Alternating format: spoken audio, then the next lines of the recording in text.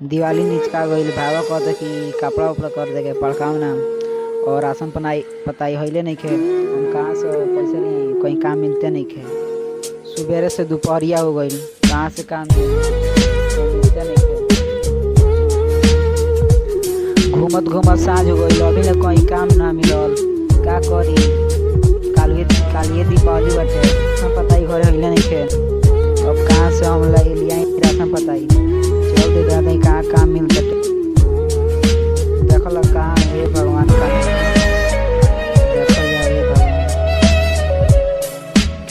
अरे भैया तनी काम वाम दे दो तनी, कई दिन भूखा बानी और कल दीपावली बाटे। ठीक है, घर में तो काम नहीं हमारे। हाँ हमारे खेत में काम है, करोगे? कोनो काम ही लिखवा दे मम। ठीक है चलो हमारे घर, हमारे खेत में काम है, पूरा काम करोगे है ना, तभी मैं पैसा दूंगा।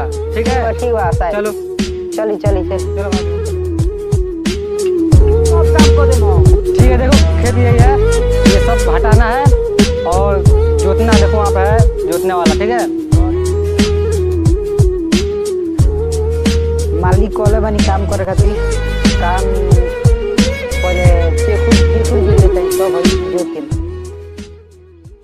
हमरो भैया गल में कमाए नु त अहिया कमा के नु पैसा लेके जान जे सारी हम किन के कपड़ा लिया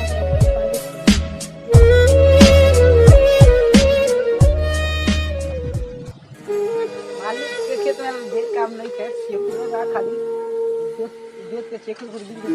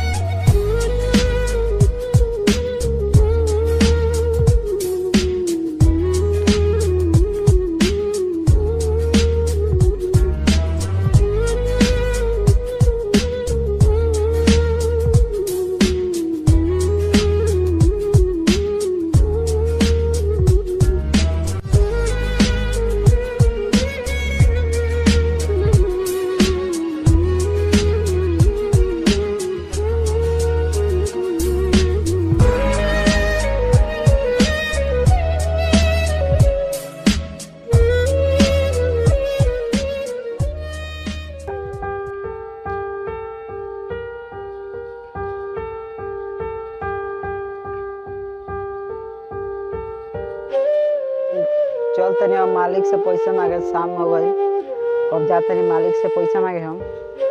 मालिक दिए तो कुछ सब्जी उब्जी आई और बीने के दीपावली के काम उम हुई। खुशी ले ले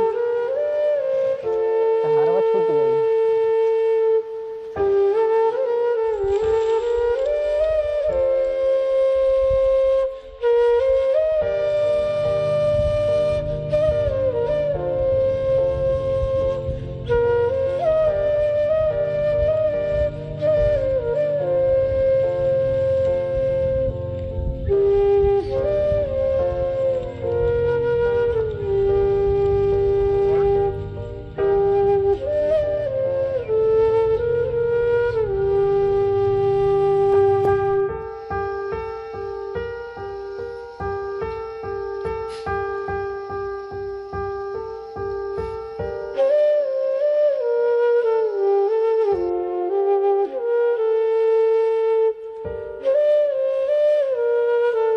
मालिक पैसा दिल बड़ा, चल दे में भाव कपड़ा खरीदे, दीपावली के सामान खरीदे और पटाखा उड़का अपना भाव कपड़ा खरीदे।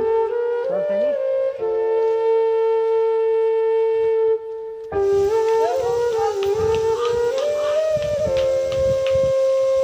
सब पैसा चुरा ले गए सब, अब 5 लाख दे आधा।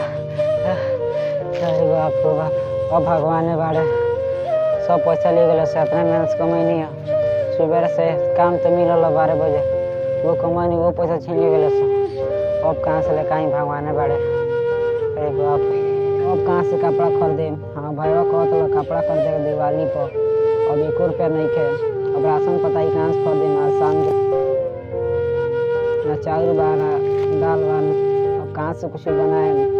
और कल दीपावलियों बाटे, अब देखल का होता भगवाने बाड़े।